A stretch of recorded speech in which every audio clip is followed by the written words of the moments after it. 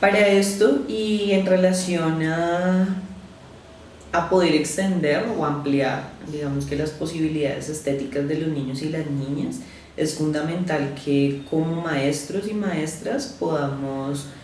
acercarlos también a las experiencias culturales que hay, en este caso en nuestra ciudad, cuando nos encontramos con las distintas manifestaciones, que además lo veníamos hablando, es importante nosotros como adultos los vivamos en principio, es decir, que nosotros como adultos vayamos a museos, vayamos a obras de teatro, vayamos a conciertos, nos acerquemos a la literatura, pero que además también podamos reconocer que para dibujar no necesitamos una experticia, sino que el dibujo en sí es un lenguaje inherente en los seres humanos y además es un lenguaje universal que además no necesita una especialidad, sino que simplemente está en cada uno de nosotros. Un ejemplo sencillo es cuando estamos en una conferencia y garabateamos en la agenda en la que estamos, o cuando estamos hablando por teléfono y también hacemos garabatos. Este impulso que hay, que también tiene que ver con un impulso, digamos que vital y genuino que surge como humanos, está presente en los niños y en las niñas, pero nosotros lo hemos venido olvidando, digamos, en el transcurso de la vida, pero volvernos a encontrar con estas acciones nos permite un punto de anclaje con esa experiencia primigenia en los niños y en las niñas, y es que eso es una experiencia primigenia, y es que para nosotros el dibujo ya no es, digamos, que un elemento fundamental, pero cuando nos conectamos con lo que hacíamos cuando éramos niños, o en lo que cuando reconocemos que cuando estamos en algún momento garabateamos y dibujamos, quizás sin sentido para nosotros, ese reconocer esa experiencia nos permite también encontrarnos con esa experiencia que los niños y las niñas tienen, por ejemplo con el dibujo, pero de esa misma forma pasa con el movimiento, que incluso está mucho más presente en nuestras vidas, y es desde el baile, desde la danza, cuando nos conectamos con el que si escuchamos ciertos ritmos nosotros nos vamos a mover de distintas maneras, o quizás no somos tan cercanos al movimiento y nos podemos expresar desde lo sonoro mucho más fácil, y no solo en términos del cantar o del interpretar un instrumento, sino poder contemplar también sonoramente lo que hay a nuestro alrededor. No es lo mismo una persona o un niño o una niña que nace en el Atlántico o que nace en el Amazonas, porque su entorno en sí, plástico, visual, sonoro, es distinto, y de esta manera pues se configura de una manera muy distinta. Eso tiene que ver también con algo fundamental desde los lenguajes de expresión, y es con el patrimonio, y es que precisamente nosotros como seres humanos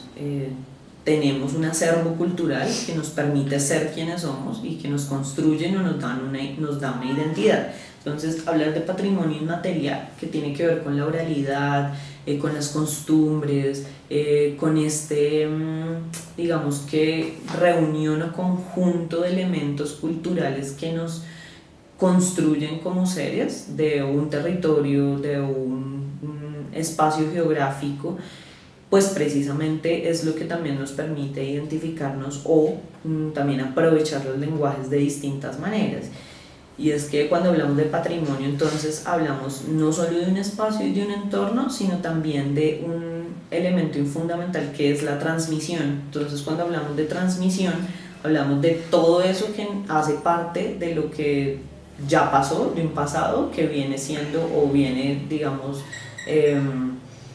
pasándose de generación en generación, pero que además de que es transmitido, también es construido por nosotros y reelaborado. Entonces los niños y las niñas están rodeados por un patrimonio, y digamos que también tienen un derecho, y es poder disfrutar de ese patrimonio material y inmaterial, que está constituido por las distintas manifestaciones culturales. Por ejemplo, cuando nos acercamos a una práctica tan fundamental, digamos, en las comunidades afrodescendientes como es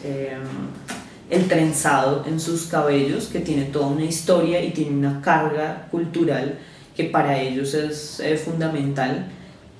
eso determina distintos elementos culturales que a los niños y a las niñas los hace ser, en este caso, pertenecientes a una comunidad afrodescendiente, o en el caso, digamos, que no sea culturalmente una comunidad reconocida, sí nos hace ser quienes somos. Por ejemplo, en la ciudad de Bogotá también los niños y las niñas que crecen en un entorno urbano tienen unas prácticas distintas desde lo patrimonial que los acerca a un entorno y a un espacio, en este caso por ejemplo con el espacio público. Entonces el vivir el espacio público desde el tránsito por las calles, el reconocer por ejemplo los vehículos, incluso elementos que quizás no son tan positivos pero que tienen que ver por ejemplo con la contaminación o con el color del cielo en una ciudad, no sé, a las 6 de la tarde, que es muy distinto al color del cielo no sé, para los niños y las niñas del Atlántico, o el color del cielo a las 6 de la tarde para los niños y las niñas que viven en el Amazonas. Todo ese tipo de características culturales, pero también sociales, que tienen que incluso ver con lo político también, hacen parte de un patrimonio que los niños y las niñas viven, pero que muchas veces no disfrutan y no tienen la posibilidad de acercarse a él, digamos, de una manera profunda. Entonces, poder nosotros encontrarnos en principio como adultos con ese patrimonio nos permite también podernos no solo llevar a los niños y a las niñas, sino también poder construir desde allí. Entonces, cuando hablamos de patrimonio, hablamos también de manifestaciones culturales. Entonces, poder acompañar a los niños en esto que tiene que ver con la formación cultural, más allá de una formación como digamos que un elemento académico, una formación en este caso desde el público cultural, y es cómo acercamos a los niños a los museos, cómo acercamos a los niños a las obras de teatro, cómo los acercamos a las manifestaciones que hay desde distintos lenguajes como, no sé, digamos el clown, en este caso también desde las interpretaciones sonoras que hay, no solo los conciertos, sino también performance, otras intervenciones desde el espacio que hay, incluso reconociendo una ciudad o un entorno urbano, o las intervenciones artísticas que hay en los espacios públicos, como el arte urbano, que no es lo mismo quizás que a un niño o una niña que vive en un entorno natural donde no tiene una posibilidad de encontrarse con un recurso visual como lo tiene Bogotá, en el caso de sus paredes y todo lo que narran sus paredes, o también la posibilidad de encontrarse incluso con los colores que nos da o nos otorga una ciudad, digamos, tan diversa y tan culturalmente múltiple como lo es Bogotá. Cuando hablamos de patrimonio, también es fundamental que podamos encontrarnos con lo que los niños y las niñas construyen a diario como patrimonio también. Entonces, esta reelaboración, por ejemplo, de los arrullos, de las rondas tradicionales, del acervo oral que hay alrededor de ellos, los dichos, digamos que las adivinanzas adquiridas, o algunas veces también lo que incluso las propias familias han construido y les da una identidad desde, en este caso, lo oral y lo inmaterial.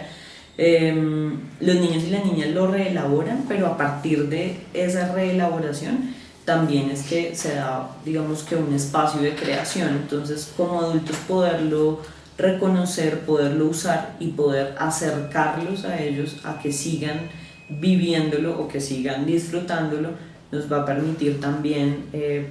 digamos, que seguir transmitiéndolo, pero también poder seguir difundiéndolo y seguir extendiendo esa experiencia.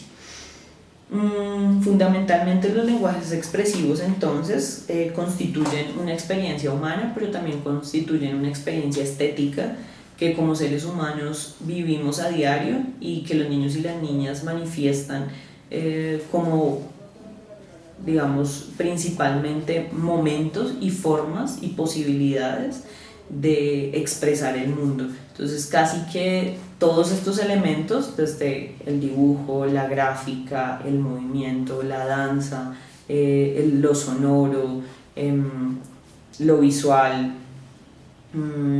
simplemente son posibilidades y son territorios donde nos podemos mover de distintas maneras, siempre y cuando juguemos a poder articularlo, a poder integrarlo, a poderlo ver desde su inmensa posibilidad de anclaje con lo que es para los niños y las niñas, que no es una pretensión de adquirir una especialidad, sino simplemente es una posibilidad de reelaboración y de expresión.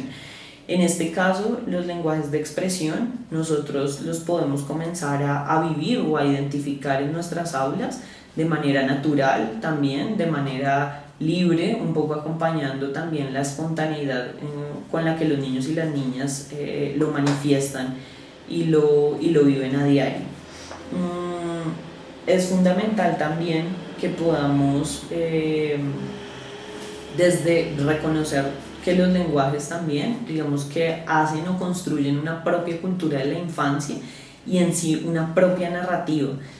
Digamos que la infancia tiene una forma particular de narrarse y es esa posibilidad de narrarse propiamente, pero también de narrarse hacia afuera. Entonces, todas las distintas formas de narración que hay, no solamente desde lo verbal, sino también desde los otros elementos, desde los lenguajes, y también cómo todos estos hacen parte o constituyen una propia cultura, que para Malaguzzi era una cultura de la infancia y siempre lo manifestaba diciendo que era importante que nosotros como adultos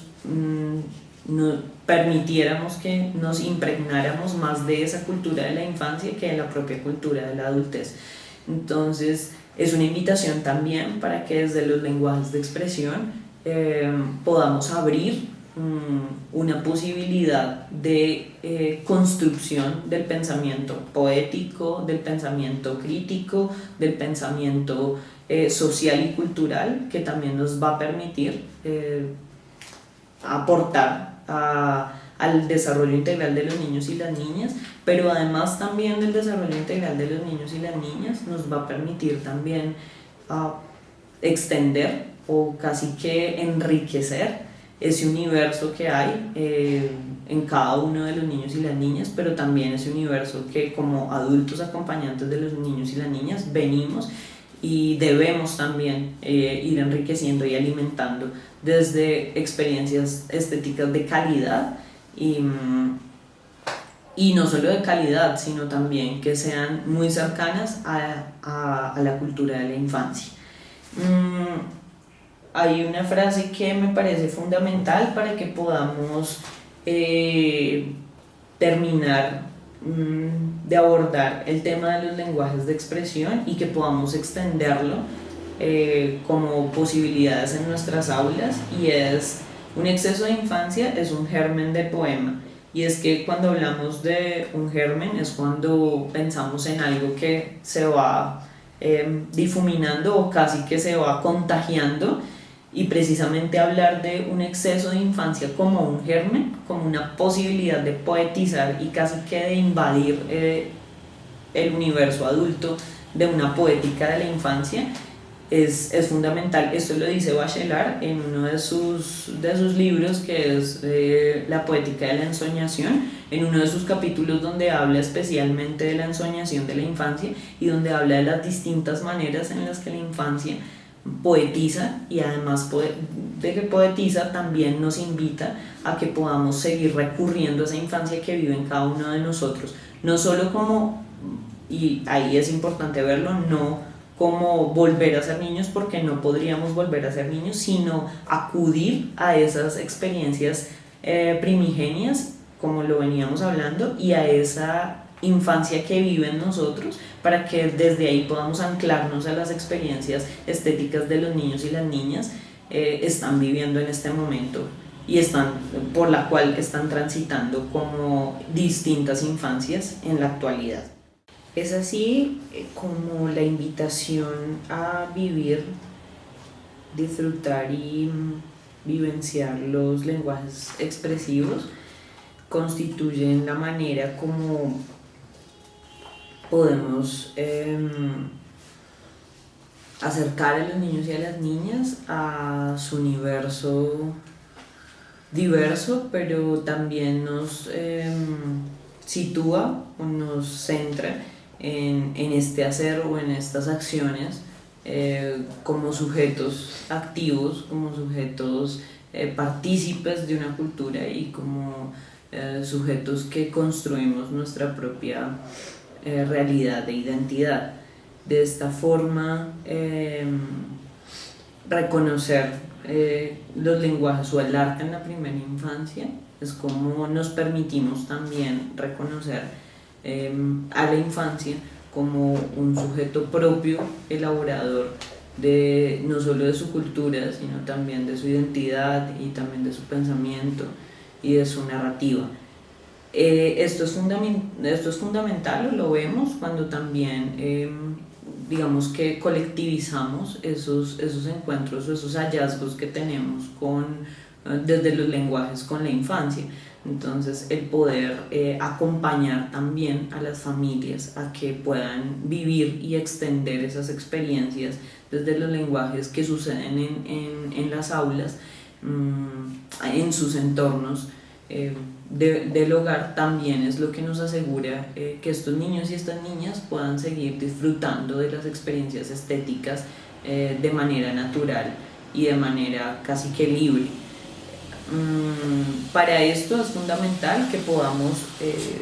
acompañar a las familias y ahí invitarlas a que puedan vivir las experiencias de manera muy sencilla, por ejemplo, invitándolos desde el caminar a que con sus hijos y sus hijas puedan ver el color del cielo, cómo está en relación al color del cielo de ayer, o cómo está el piso hoy,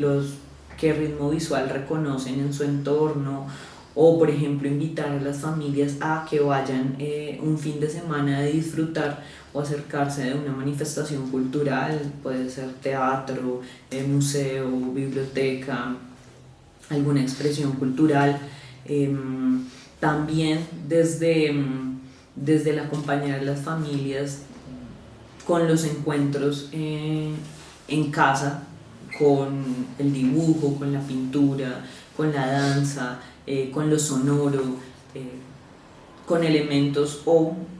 acciones tan sencillas como incluso recurrir a cuál era la canción que le cantaban cuando era